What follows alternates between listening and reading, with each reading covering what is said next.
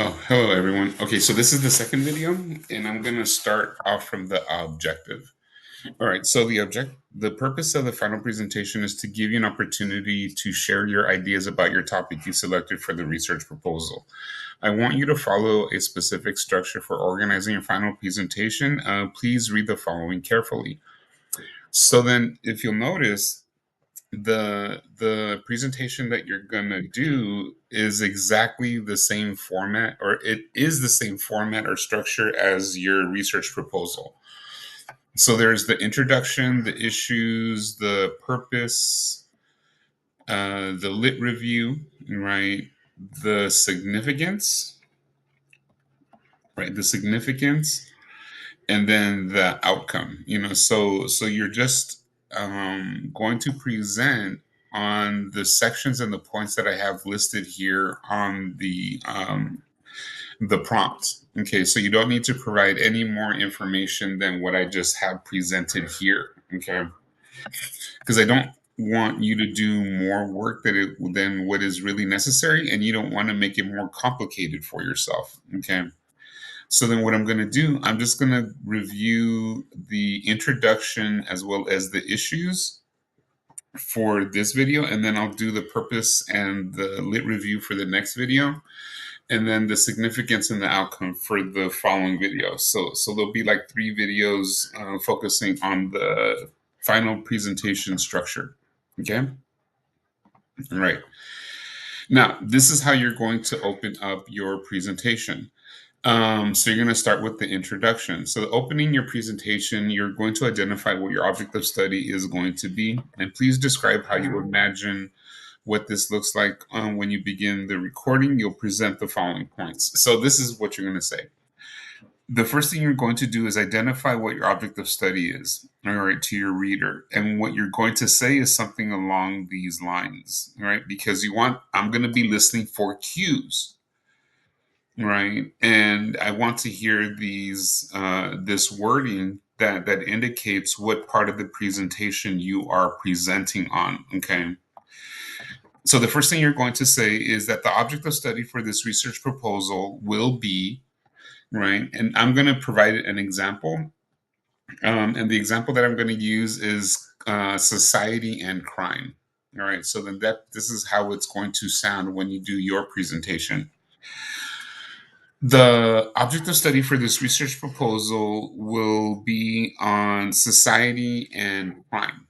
All right. And that's all you need to say, because what you're establishing with that first sentence is your general category of understanding, or in another way, identifying what your topic is going to be for your paper. Right. So that's the first step you're going to do. And then the second step, or you're going to go to point Roman numeral number two, is describe how you imagine what your object of study looks like. Right. So you want to make sure that your description is in line with the general category or the object of study that you identified in the opening statement. Right. So then I would say something along the lines for point number two is the manner in how I would describe the relationship between society and crime is that society itself is criminogenic or crimegenic, meaning that crime originates from society. And that ever since the Nixon administration, there has been a war targeting poor working class communities of color. All right. And the initial stage of this war actually started off as on the war on drugs. Because when Nixon was president, he said that drugs is public enemy number one. And that was actually code to talk about people that he did not like the Black Panther Party and people protesting the Vietnam War and people who used illicit drugs. All right. So then he used the pretext on the war on crime to try to silence some of his critics. Right. And that eventually the war on crime has given us today this idea of mass incarceration. And because of mass incarceration, I can't remember the author. I'll remember the author in a moment. He wrote a book that's called Governing Through Crime. And in this book he explains how crime is used to not only regulate people who violate social norms and laws, but also to regulate the behavior of non-criminals in society, right?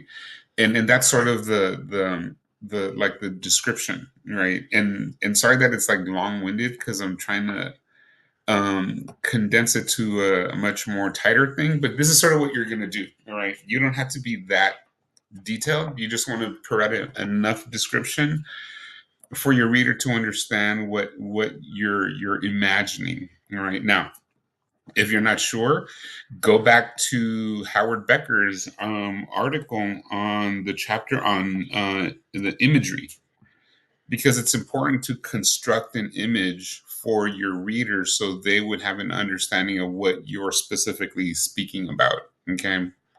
All right. So then once you provide the description, then you're going to go to Roman numeral number 3. Explain to your reader what insight can be gained by reading your manuscript. Right.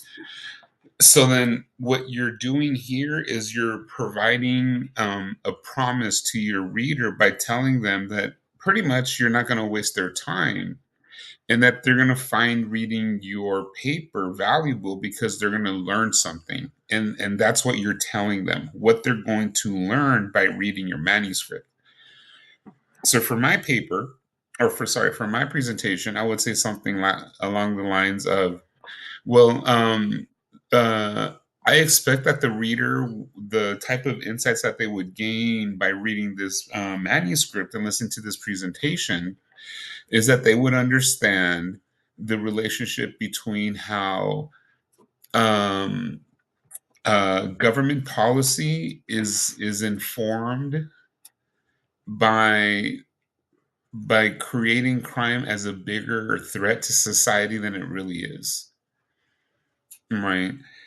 And then maybe even figure out ways of how to combat or cut through these ideological battles and rhetorical arguments about like how extensive crime really is in society. Okay. Yeah. But in terms of the presentation, you're just going to address those 3 points, and you don't need to address anything else. And then you'll notice that I have in parentheses about a minute. So then describing the introduction would take about a minute or so. So this is just, take this more as a general guideline rather than a hard and fast rule. So it'll take less than a minute, little more than a minute, but that's sort of like the time frame that you're trying to fulfill. Okay. Now, once that you're done with the introduction, then you're going to go to the issue section. All right. So I'm going to read what I wrote for the issue section. So for this section, you are to identify how you classify your object of study. The issue section helps the reader understand how you are framing your topic. All right. Now this is referring to the handout, but then I also wrote out the choices here. So you have 4 choices to make when you're doing the written portion of the issue section, but then this is what you're going to do when you talk about it. All right. Actually, so you're going to select either social issue, economic issue, political issue, or cultural issue. And I'm going to explain what those mean in a moment. All right. So then again, based on other sociology classes, you should have a basic understanding what is meant by social issue, economic issue, political issue, cultural issue. All right. But if not, I'm going to help you right now. So a social issue is something that happens out in society, right? It could include behaviors of the everyday that people go through their normal activities throughout the waking hours. But it also can include the issues of gender and sexuality, race and ethnicity, and those type of social experiences, right? So then that would be an example of a social issue. Okay. Now, an economic issue obviously deals with economics, but it could deal like with the distribution of wealth. Just to sort of give you an example, if I remember correctly, when Trump won the election in 2024, people like Elon Musk actually made money, right? And if I remember correctly, again, I think Elon Musk's wealth went up, I think, $6 billion or something ridiculous like that. At least from my perspective. Okay, while at the same time, um, uh, when Trump won, certain companies have reported to their employees that they're not going to get a Christmas bonus, or that their overtime is going to be cut, or they're going to be laid off, right? Because of what Trump has said that he was going to do once he entered office on January 20th, 2025. Okay. So that would be an economic issue, right? Um, a political issue can deal with like the political controversy that happened just a few days ago when President Biden pardoned his son Hunter, right? Because his son Hunter was convicted of falsifying documents when he was trying to get a gun license. I forget how many years ago. But then, because Biden granted him a pardon, it's become a heated political debate because now it's sort of saying, well, he's showing favoritism to his family. Well, what father, if he has the opportunity to help their son, wouldn't not help their son, right? Because just to sort of juxtapose, when you're looking at Trump has literally put his own family members in important positions of power in his upcoming government or administration because he only wants people who are loyal to him and then not loyal to the Constitution or to the nation. Another example of what could be a political issue are legal debates. Today, the Supreme Court listened on a case about teenagers receiving transgendered care, like hormone therapy and of that nature. So people who are interested in the LGBTQ community are paying really close attention to the arguments being made in the Supreme Court today. Right. So that would be an example of a political issue. Or sorry, yeah, a political issue would be that. Or the issue of reproductive rights.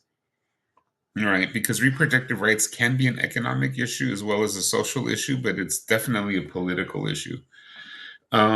Where in Texas, I believe 3 or 4 women have passed away because they did not receive the reproductive health or the care that they needed, and these women died. And if they did receive the abortion procedure, they would have more than likely survived, right? So then, as a consequence or as a response to those women dying, the Abbott administration, who is the governor of Texas, decided to disband a sitting board of doctors that oversees why women passed away. It's called the Maternal Mortality Council, and they got rid of that because they don't want the data to be shown. So it's a way to hide that information that's very important for doctors and even social scientists who are very interested in this issue, right? So that would be a political issue. Okay. Now, a cultural issue would be something along the lines of, looking at morals and values. So, for example, because of the election, I'm not sure if many of you have seen these videos where they'll say, you f around, you f a, and then you f o. You fuck around and you find out.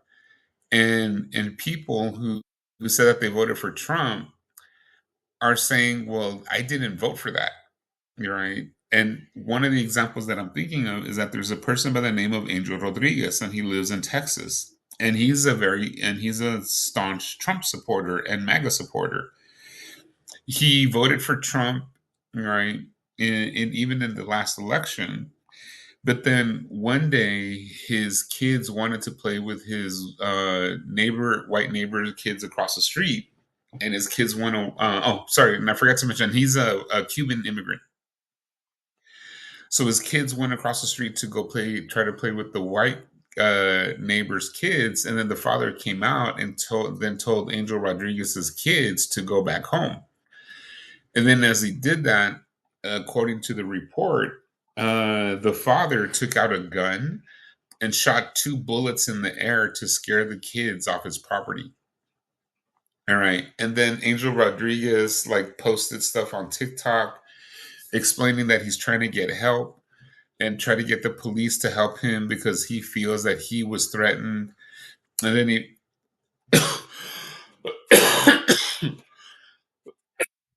excuse me. And then the police came and they literally told Angel Rodriguez that he could be arrested for trespassing. All right. And then he's asking help from the general community, and everyone is saying, well, you voted for that. Why should we help you and why should we care? You fucked around and now you're finding out because they're only using you for your vote and they don't want you or like you as a person, right? So then that would be a political or sorry, a cultural issue because you're dealing with morals and values. That's one example.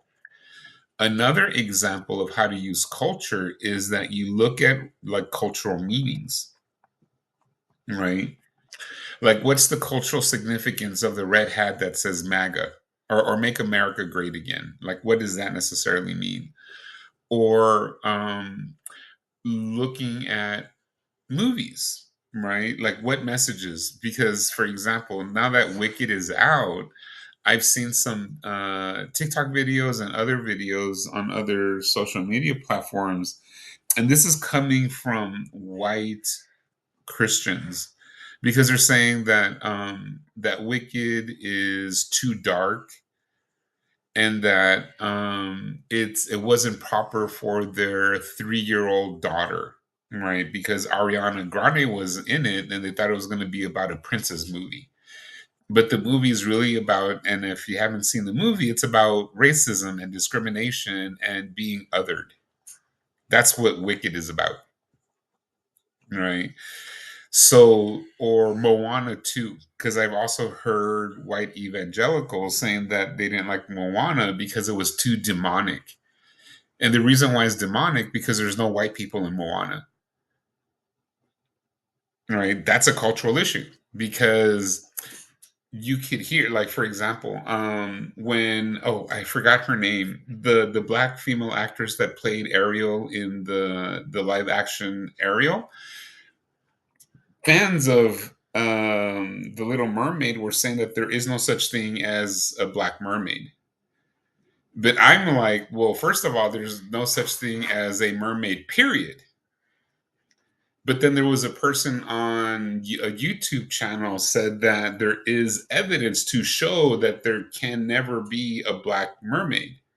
But then I'm like, wait a minute, there's evidence showing that mermaids are real. I would think that would be much more significant than the color, the skin of the mermaid if it was real.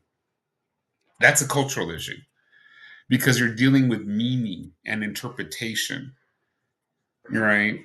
So then I'm just defining this because I'm also going to define it when I'm doing the video tutorial for the research proposal. So I'm going to go over this again in that handout. Okay.